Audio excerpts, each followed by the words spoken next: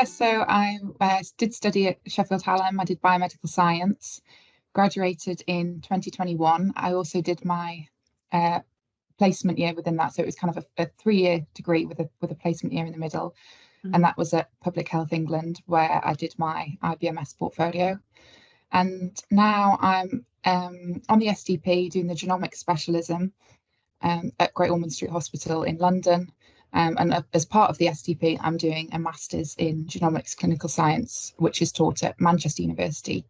Yeah, so part of the STP is that you rotate around lots of different specialisms within genomics. So at the minute, I'm doing inherited cancer, so mainly colorectal cancers and breast and ovarian cancers. So we're looking at families that have a lot of those kind of cancers in the family and looking at whether there's a genetic cause. So you might be familiar with the BRCA1 and BRCA2 genes. I look at those a lot and variants within those.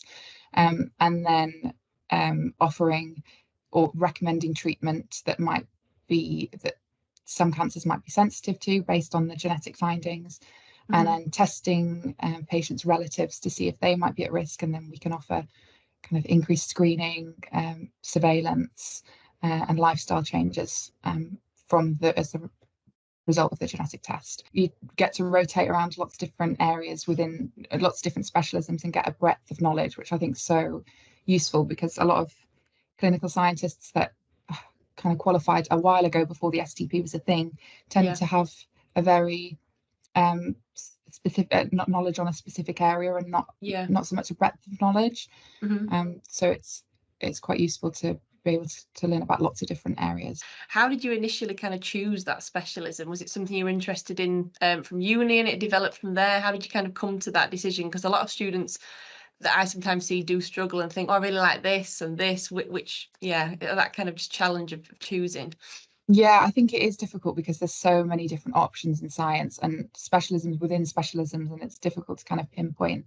I've always been interested in genetics since before uni, and then during my biomedical science degree, I was really interested, chose the genomics rotation. I don't know what the rotations are, but chose the genomics rotation in my final year.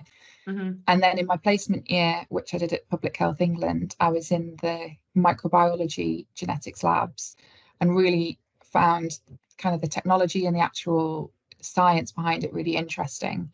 So I knew that I was interested in the kind of work that was done, but wanted to apply it to humans. And then when I came back to finish off my final year of my undergraduate, I got a job at Sheffield Children's Hospitals as a assistant genetic technologist. I was just doing band, like locum work. And then I just really enjoyed working and decided that I wanted to apply for the genomic specialism. I know there's obviously the genomic counselling, there's bioinformatics, there's cancer genomics, so there's a few specialisms that are quite similar. But there's some really good resources out there where people talk about their experiences. So there's a blog called STP Perspectives. Heard of that one? Yeah. There's a girl called Meg who did a YouTube series called Time for Tea, and she talks to lots of different STP trainees who do different specialisms about what they do. So that was really useful to kind of understand the difference.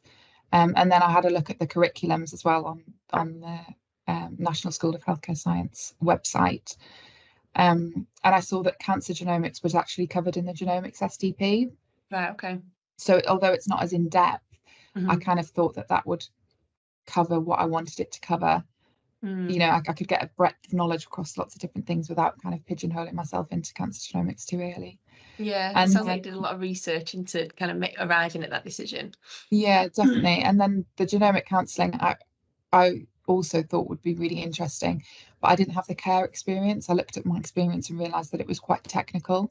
Okay. Like I had a lot of lab experience and not much kind of the care side. So I just thought my skills and experience would be better suited to the genomics. A lot of people, I think, will look at kind of what they want to do and apply from there, whereas it sounds like you've done a bit of, like I say, there are similarities, but you kind of picked the role based on kind of your skill set, which I imagine kind of obviously led to being the kind of successful applicant, because you knew that you had kind of met the criteria and what you could offer, kind of thing. Yeah, definitely. I mean, it's a really competitive program to get onto. So the application, which I'm sure we'll talk about in a second, was I kind of felt like I needed to maximize my chances of getting on based on the experience that I had. I mean, that's not to say that if I was really interested in genomic counselling, I could have taken a year to go and get that care experience and write an application that would be better suited. It was just that I actually really enjoyed the technical side of it, and I just had the experience, so I just applied straight away. Yeah, how did you approach initially kind of writing that application statement then? What were your thoughts around that? So I talked to a few people that I knew had either applied before or had got on the STP, and they had advised me. I also talked to some people when I was working at Public Health England who actually marked the applications in the past, had done it, so they knew the way to do it. And they had advised me, and I don't know if this is still the way that it is, but they had advised me to look at the personal statement, because the application is marked against the personal specification. Yes, yeah. So I basically looked at it and I made notes for each point of how I'd met that. So an experience that I had that showed that I'd met that point, and also how it was applicable to being a clinical scientist. So it's important to remember that for the genomics STP, it's not a lab-based discipline. So although you're working with the lab, you're not doing actual lab work.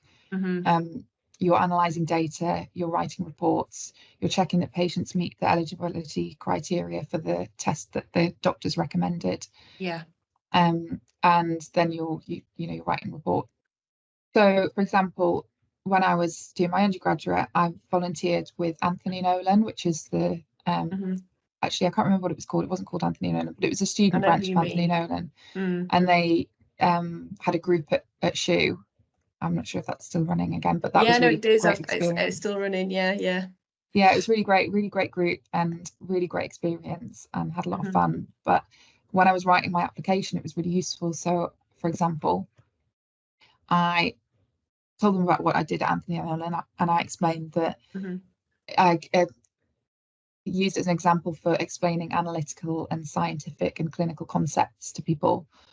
And then I explained how I would apply those important skills that I'd learned to being a clinical scientist. So, for example, like meeting patient confidentiality, ensuring that people were giving informed consent. So picking out little bits from the experiences and saying what I'd learned from them and why they're important as a clinical scientist. That's a really good way of like mapping them together, like you say. I think it's important to make sure that you understand the way that it's applicable, not just saying what you've done and what you've learned. I think that's a really good tip from a careers advisor point of view. It just makes yourself so much easier to be shortlisted. The fact that you understand the criteria, you're demonstrating it, and then saying, and it's transferable because I understand the role. So definitely, really good tip there. Did you have any, I guess you might have touched on these, but a question was, do you have any kind of tips around the application process itself? Some kind of the blogs I've read or the Time for Tea videos that we've talked about, like a lot of people talk about NHS values, make sure you mention those. And obviously I know, like you say, your application was a few years ago now, and things do change. So it is important for students to kind of refer to the most up-to-date guidance, but just any tips around the application bit specifically that you would suggest? I think just don't worry too much about the experience that you have, because it is a graduate program at the end of the day. And I mean, I talk to people applying and people are on my course who have PhDs and have got all sorts of experience. I applied as an undergrad and didn't have all that experience and got on. So it's not about how much experience you have or how many degrees you have or how long you've been working in whatever field. It's about being able to pick things out of the application, pick things out of your experience and say how they're applicable and write a good application. So they're not expecting you to have done it all. Like then I think I was writing at the start when I was writing my application, but I haven't done this and I haven't done this. They're not expecting you to do that. You're going to do that on the STP. Just choose things that are relevant to the skills that you're trying to talk about and talk about those. So if you are on a football team, you could use teamwork and what you've learned about working collaboratively or working with different types of people. So just try and pick on skills rather than worrying about whether the experience is relevant. What was the interview process like for you for the STP? Yeah, again, I don't know how it's changed for the new applicants, but for me, once I'd got to an interview, there was only one interview per place. So I found out how I'd been ranked, and I found out that I had an interview at Great Ormond Street, and I knew that I was the only person interviewing. So that was obviously great because it wasn't too competitive, but also I felt like there was a lot of pressure because I needed to do well in that interview, otherwise it would drop down to the next person and they would interview. So I spent a lot of time doing preparation for it because I just didn't want to lose that place. But to be honest, they weren't too intense. I mean, it's good to have a few examples of some technologies that are used in genetic testing. So things like PCR, more so now things like next generation sequencing, trying to learn the differences between whole exome sequencing and whole genome sequencing, things like that. And if you can think of a few disorders that a clinical scientist in genetics might test for, so things like cystic fibrosis or Huntington's, and if you can think of how they might, what kind of tests might be done. And there's a website, Genomics England have a website where they give you a breakdown. If you just search in the search box the technology or the disorder, it gives you a breakdown of a bit of information about it. I can send you the link to it. Thank but you. That's useful for preparation. I'll add it in a link after. So that was so that was the technical side, which was a bit that I was kind of quite worried about, to be honest, because again, like I said before, I was worried that other people would know a lot from having done, I don't know, PhDs and whatever, but like I said before, they're not expecting you to know it. They're going to teach you everything. So they just want to know that you have a little bit of understanding and that you know what you're kind of getting yourself in for. And then all the basic interview questions, like why do you want to work for Great Ormond Street, wherever it was, wherever it is.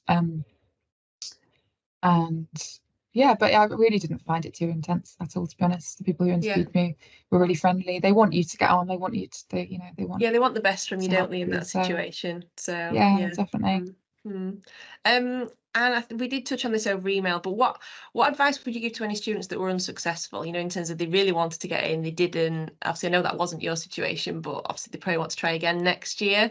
Have you got any advice for that particular cohort of students? Yeah, that's a really common situation. So I guess don't worry. It's very competitive. Don't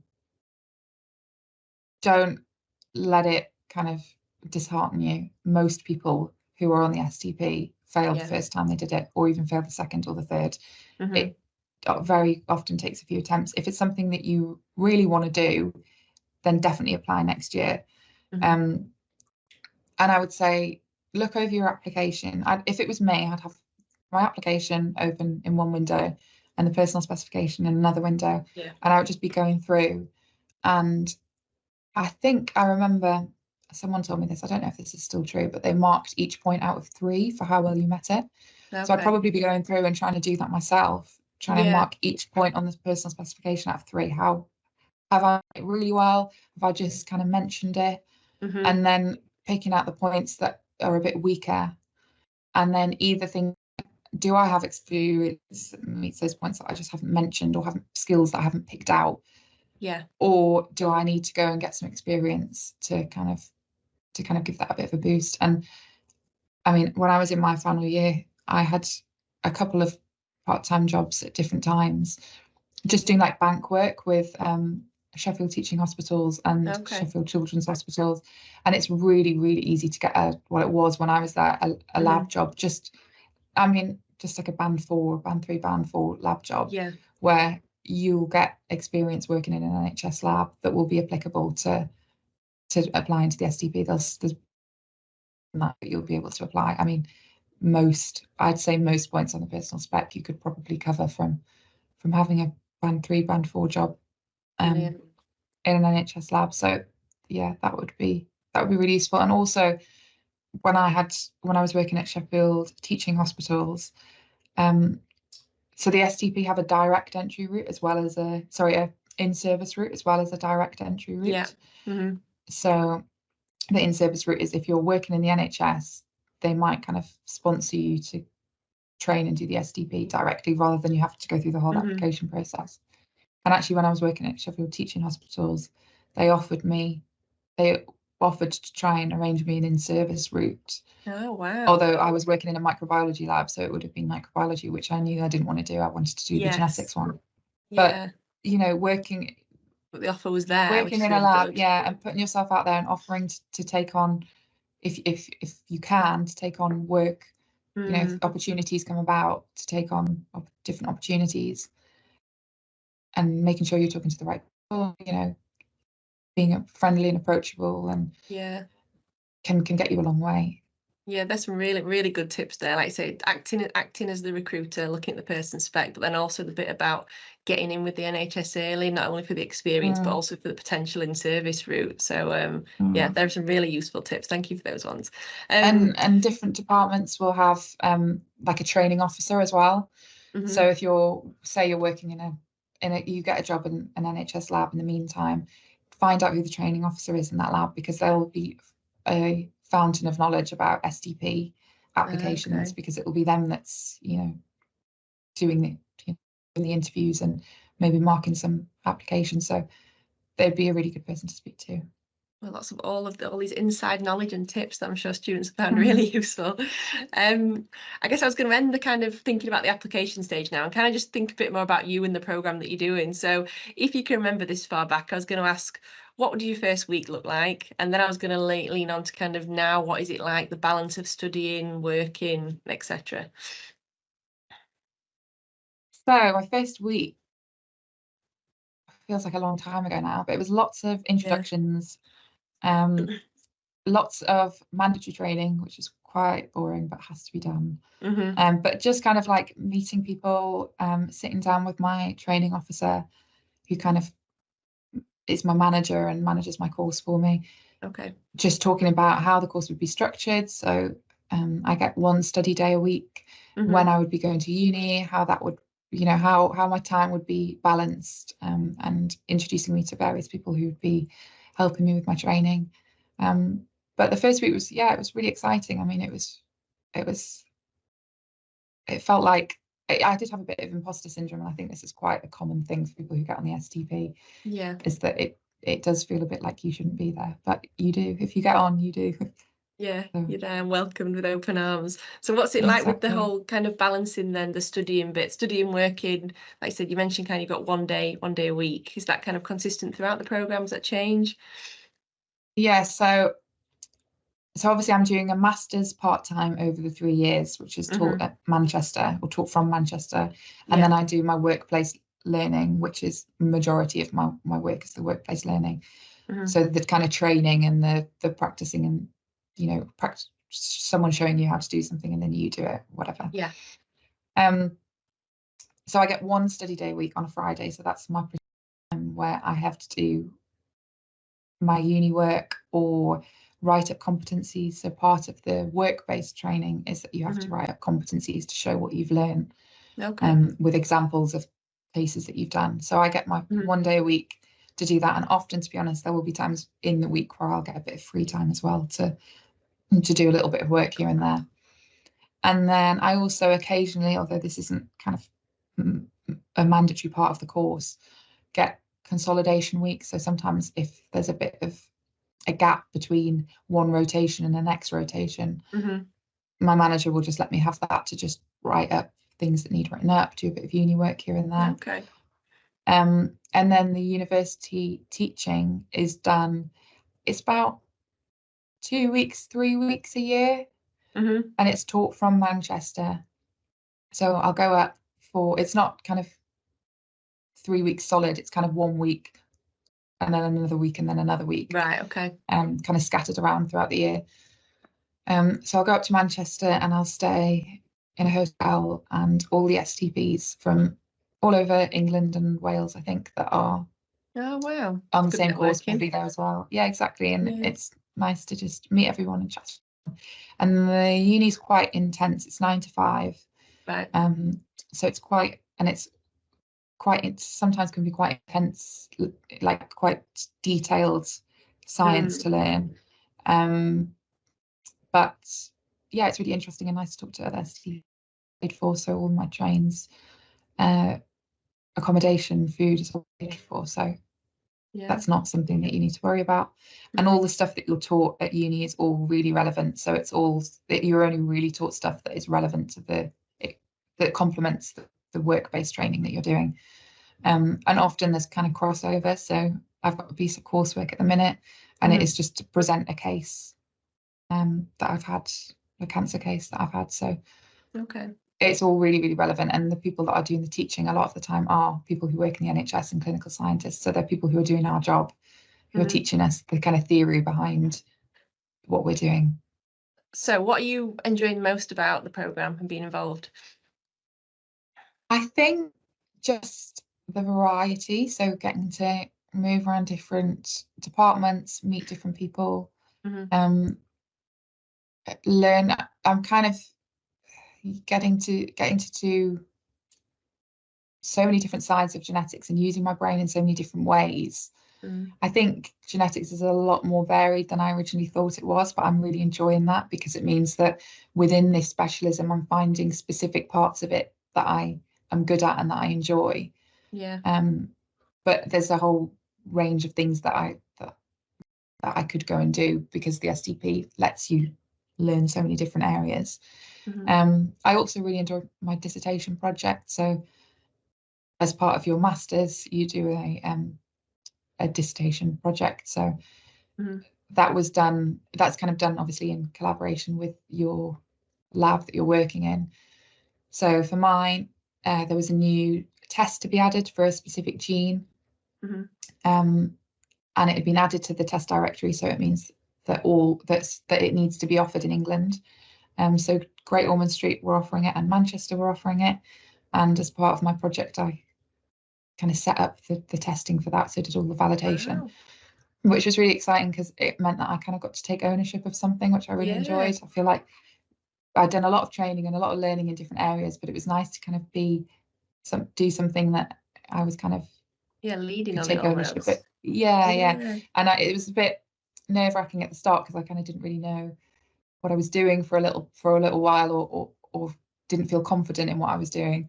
But then by the end of it, I was leading meetings and I felt like I learned a lot from it, and I really, really enjoyed that.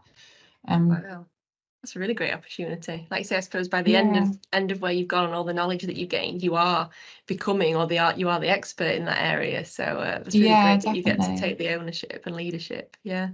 Wow. Yeah, it's nice to look back on it and realize how much you've grown and how much you've learned. And it's nice that I was given that kind of, I was trusted with that, obviously with help, but I was trusted to go and do that, which felt really good.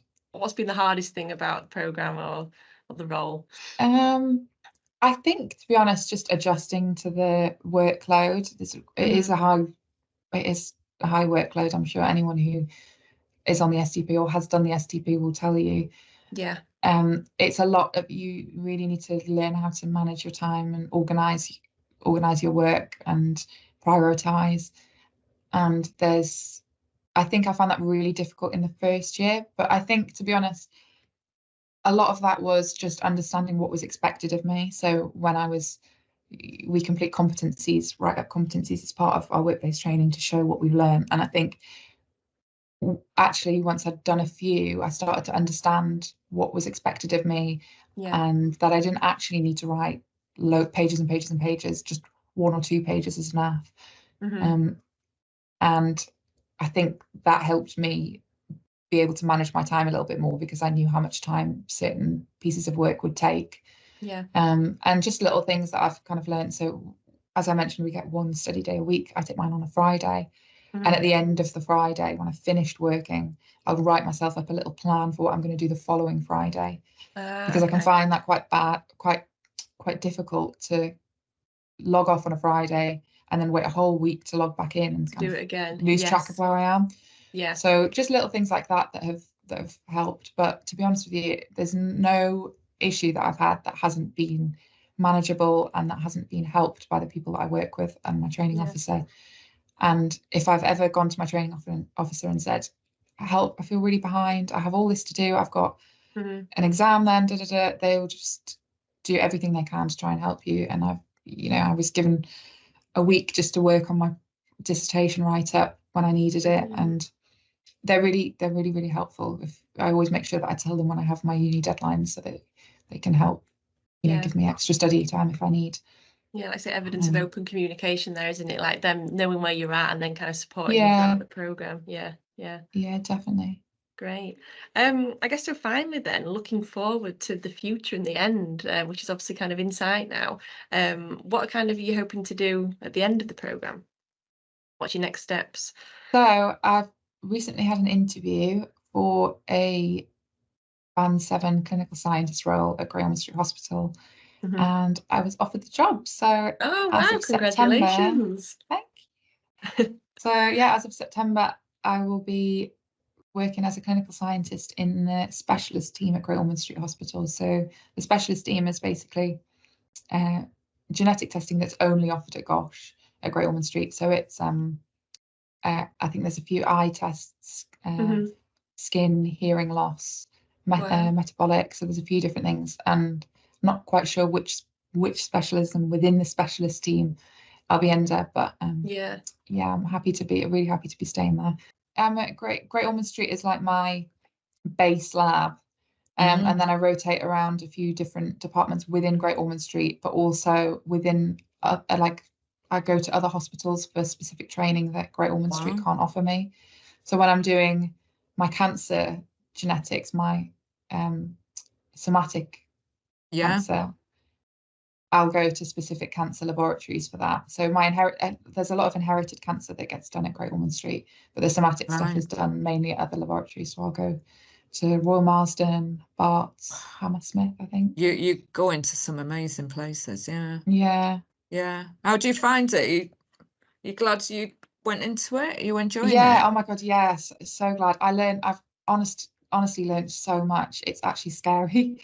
Like even in my first month, I couldn't believe how much I'd learned. And I look back now and how much I didn't know that I knew to where I am. That's now. A very good point. Yeah. I speak to first year STPs and I realise how much I'm learning, because how far I've come since my first year. But and do you have a kind of cohort across the country that you keep in touch with then? We've got so I think there's 14 of us that were direct entry, and then there's a couple that were in service in my year, so we have a WhatsApp group chat that we kind of keep in touch with, and then obviously when we go to university we all catch up. I think that's a really nice aspect of it, isn't it? Because then you've all got that time to get together without any other kind of NHS work pressures, at least. I think the STP is such a unique situation, such a unique kind of employment where you're not really working, you're training the whole time, so you're never really settled into a department. You kind of learn with them for a while and then you move to the next one, the next one, the next one. So it's nice to have a group of STPs. I have that at Great Ormond Street as well from the second years and the first years, but it's nice to have people that are kind of in the same boat and that are doing the same training and that the same questions and the same. That is a real strength, actually. Yeah. My training officer has a timetable for me of where I'm going to be at what time, and there's always I'm always getting trained. I know in other labs sometimes they have difficulty with getting specific training, but in those situations it would never be something that would stop you. Like there would always be it would always be resolved, whether it's through the university or through the national school. I mean, for example, we have part of our curriculum is to learn about non-invasive prenatal testing, which is only offered at 2 laboratories. I was going to say, is that out there yet? Because I think that was a Lynn Chitty pilot, wasn't it, at the beginning? Well, Lynn's at Great Ormond Street. So we offer it, and I think Birmingham offer it. Right. But obviously you've got STPs that are all over the country, not at those laboratories. So for those cases where they won't be able to get that training, it was done as while we were at university. One of the days was just dedicated to that. So they make sure that, you know, you're covering. Yeah, well, I was saying to Natalie, I just did my dissertation project was for a new gene that was getting added to the test directory. Excellent. Which was an immunology gene. So it was basically for patients that have elevated basal serum tryptase. It was basically some patients have a change in this gene that makes them have elevated basal serum tryptase, and so it's kind of like a rule out rather than rule in. So what have you got left to do then? So I have a piece of coursework that's due in a few weeks, which is I have to present one of my cancer cases. And then I have an exam a couple of weeks after that. Then I have my final STP assessment. So I have to write up a big piece about everything that I've done, what I've learned, and why I'm going to be a great clinical scientist, basically. And then I have to have an interview off the back of that, where they'll kind of pick my brains about what I've written and like a Viva, I guess. Yeah.